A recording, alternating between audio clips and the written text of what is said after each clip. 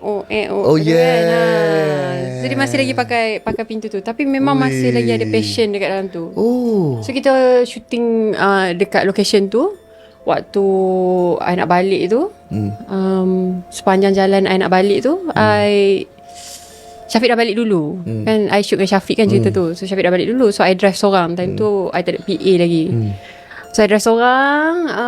Tiba-tiba on the way I nak balik hotel tu, I bau kemenyan dekat dalam kereta I. Weh, gentle Bau lah. kemenyan yang sangat-sangat kuat. Lepas tu I dah macam buka tingkap kiri kanan. Lepas tu I ingat macam bau pada luar ke kan. Tak, sebenarnya bau dalam kereta. So perjalanan nak balik tu I duk baca lah, surah lah, apa benda semua.